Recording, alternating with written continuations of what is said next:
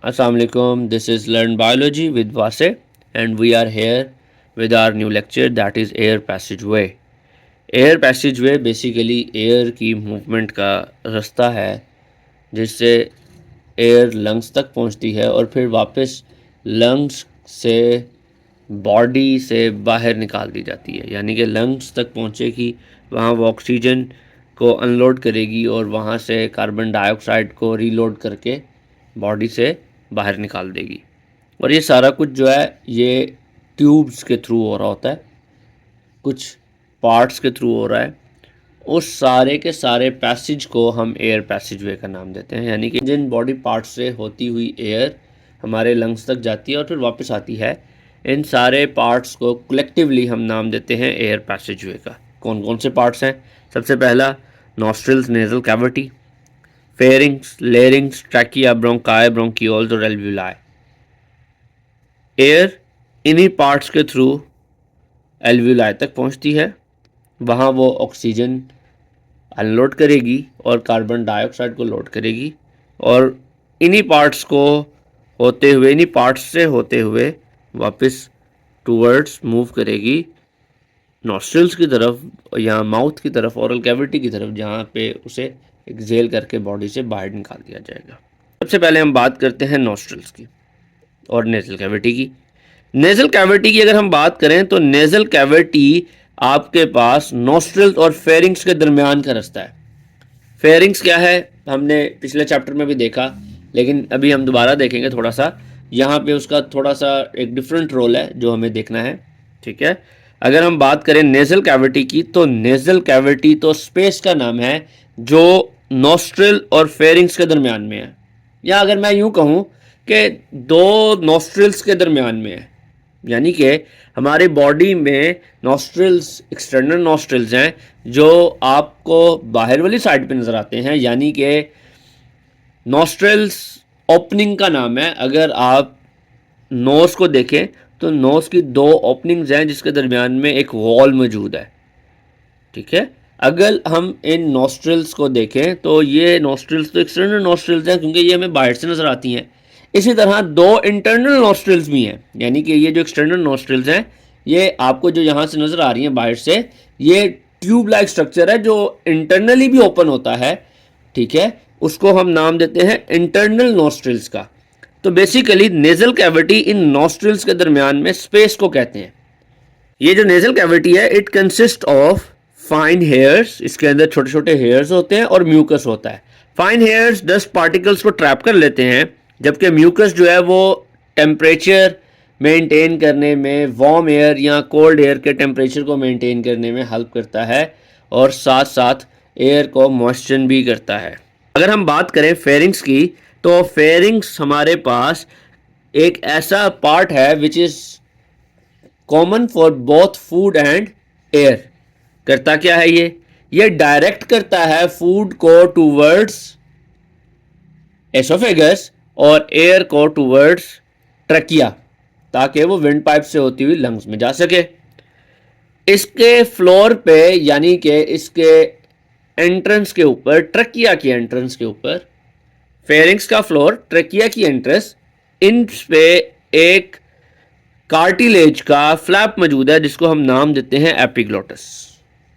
अगर वो एपिग्लोटस खुला होगा तो हम कहेंगे कि ये ग्लॉटिस खुला हुआ है।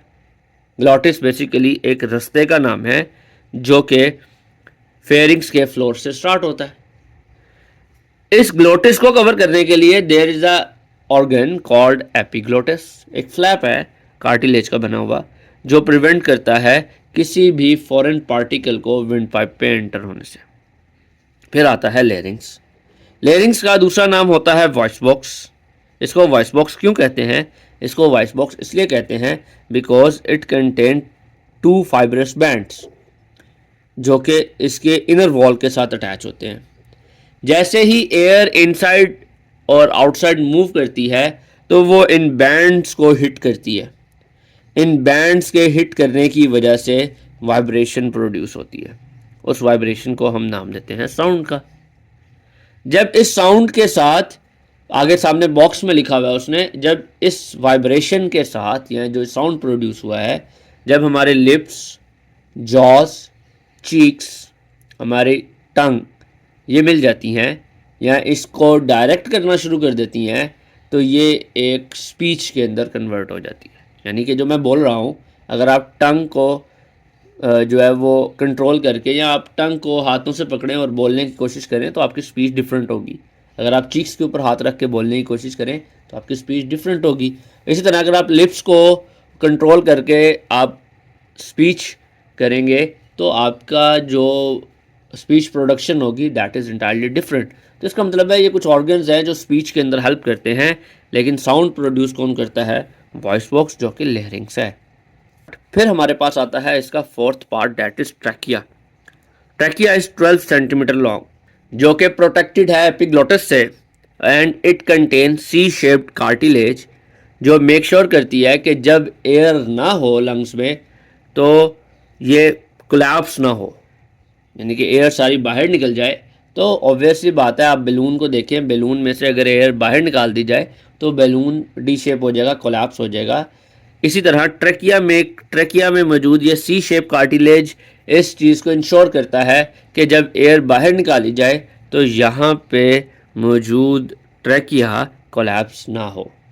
फिर इसके इनर वॉल के अंदर म्यूकस और सीलिया हैं जो मेक श्योर करते हैं कि जो डस्ट पार्टिकल्स ट्रैकिया में आए हैं या जो डस्ट पार्टिकल्स या म्यूकस जो नीचे प्रोड्यूस हुआ है टूअर्ड फ्रॉम लंग्स, वो भी बेटा ऊपर फेरिंग्स की तरफ पुश किया जा सके और नीचे ऊपर से आने वाले डस्ट पार्टिकल्स भी नीचे ना जाएं और वो यहीं से वापस फेरिंग्स में भेज दिए जाएं। फिर आता है fifth part, that is bronchi. Bronchi की बात करें तो ये एक ट्यूब लाइक स्ट्रक्चर है जो ट्रैकिया की डिवीजन से स्टार्ट होता है। अब ट्रैकिया की डिवीजन से, चूँकि दो लंग्स हैं, एक राइट साइड का लंग है, एक लेफ्ट साइड का लंग है, तो ऑब्वियस सी बात है कि हमें दो ट्यूब्स चाहिए। ट्रैकिया तो एक ट्यूब थी, तो ट्रैकिया की डिवीजन से दो ट्यूब्स बनती हैं which eventually ends up in side lungs. अब उसके अंदर यानी कि ब्रोंकाई के अंदर इट ऑल्सो कंटेन कार्टिलेज, लेकिन ट्रैकिया से कम हो जाती है कार्टिलेज। और दूसरा डिफरेंस जो है दैट इज़ इसके अंदर सी शेप्ड कार्टिलेज थी जबकि इसके अंदर प्लेट शेप कार्टिलेज है। तो ये बात याद रखनी है। और जो सिमिलैरिटी है वो क्या है कि इसके अंदर भी म्यूकस और सीलिया मौजूद था, इसमें भी म्यूकस और सीलिया मौजूद है। फिर हमारे पास आता है ब्रोंकाई के बाद दैट इज ब्रोंकियोल्स। क्या आता है? ब्रोंकियोल्स। ब्रोंकियोल्स की अगर हम बात करें तो bronchioles is the sixth part of respiratory system या एयर पैसेज वे। अगर हम ब्रोंकियोल्स की बात करें तो ब्रोंकियोल्स लंग्स में जाने वाली ट्यूब्स का नाम है। यानी कि ब्रोंकाई जैसे ही डिवाइड होगी लंग्स में एंटर होते साथ ही it gives numerous bronchioles, thousands of bronchioles होती हैं एक लंग्स के अंदर।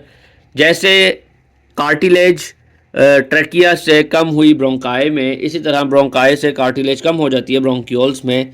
इवन जो स्मॉलेस्ट ब्रोंकियोल होती है उसके अंदर कार्टिलेज होती ही नहीं है, it does not contain any cartilage. Last part की अगर हम बात करें दैट इज एल्व्यूलाई, लेकिन ब्रोंकाई कंटिन्यू करती है ब्रोंकियोल्स के अंदर और फिर ब्रोंकियोल्स कंटिन्यू करती हैं मजीद स्मॉलर ट्यूब्स के अंदर जिनको हम एल्व्यूलर डक्ट कहते हैं।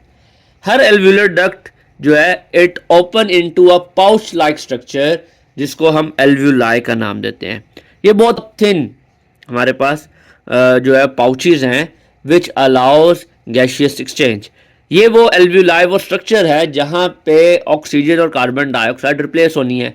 अगर आप इसको यूँ समझ लें कि आपने अगर सैक देखी हो, ठीक है, तो सैक जो है वो बिल्कुल हमारे पास इस तरह के उसके अंदर छोटे छोटे होल्स होते हैं, पेपर थिन होती है ये, और उसके अंदर छोटे छोटे होल्स होते हैं विच अलाउज गैशियस एक्सचेंज।